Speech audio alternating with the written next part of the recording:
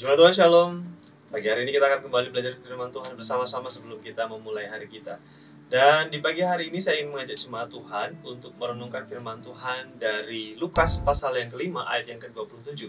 Firman Tuhan berkata, "Kemudian ketika Yesus pergi keluar, ia melihat seorang pemungut cukai yang bernama Lewi sedang duduk di rumah cukai.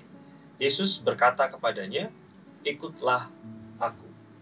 Jemaat Tuhan, firman Tuhan ini sangat menarik untuk kita renungkan bersama-sama.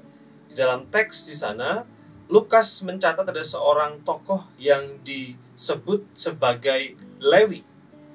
Menarik ketika kita mengkaji secara historis, maka kita akan mendapatkan pemahaman yang sedikit berbeda dari yang seharusnya terjadi di sini. Lewi adalah salah satu keturunan Yakub yang Tuhan berikan mandat khusus, tugas khusus untuk mengerjakan pekerjaan-pekerjaan yang berkaitan dengan Bait Allah. Mereka adalah orang-orang yang dipilih Tuhan secara khusus, dikuduskan untuk mengerjakan pekerjaan-pekerjaan kudus. Ketika bangsa Israel ada di padang gurun, maka mereka adalah orang yang bertugas untuk mengangkat tabut perjanjian yang tidak boleh disentuh oleh sembarang orang. Mereka adalah orang-orang yang bertugas untuk memasang kemah pertemuan, tempat di mana Allah hadir, menjumpai umatnya, berfirman kepada umatnya. Ketika ada bait Allah, maka mereka mengerjakan pekerjaan-pekerjaan yang berkaitan dengan pekerjaan-pekerjaan khusus berhubungan dengan umat dan Tuhan.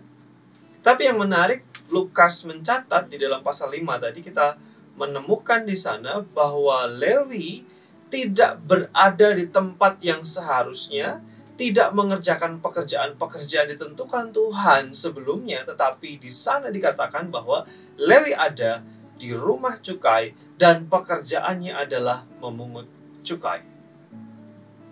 Kehidupan Lewi adalah kehidupan yang seharusnya dimaknai dengan kehidupan dan pekerjaan-pekerjaan yang mulia, tetapi di dalam teks ini disebutkan bahwa Lewi hidup tinggal mengerjakan pekerjaan-pekerjaan yang kurang mulia. Menurut stigma yang berlaku pada waktu itu, pemungut cukai adalah orang yang sama atau dikategorikan sebagai pendosa. Secara etis, secara moral, secara spiritual tidak begitu menarik.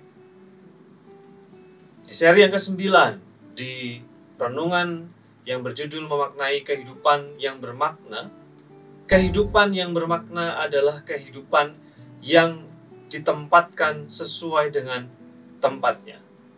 Maksud saya adalah ketika saya dan Bapak Ibu Saudara semua menghidupi kehidupan yang bermakna, salah satu caranya adalah dengan menempatkan hidup itu selaras dengan nilainya.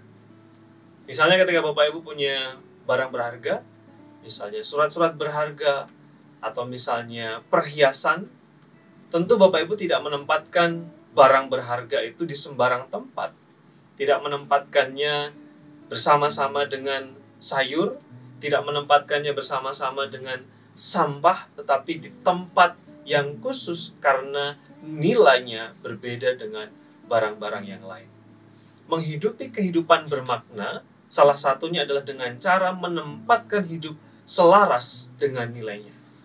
Kehidupan Lewi seharusnya ditempatkan di tempat yang benar, bukan di tempat cukai. Kehidupan kita adalah kehidupan bermakna. Bagaimana menjalaninya? Tempatkan sesuai dengan nilainya. Seharusnya di mana kehidupan kita. Saya dan Bapak Ibu Saudara semua adalah umat Tuhan, anak Tuhan, mendapatkan karunia Tuhan.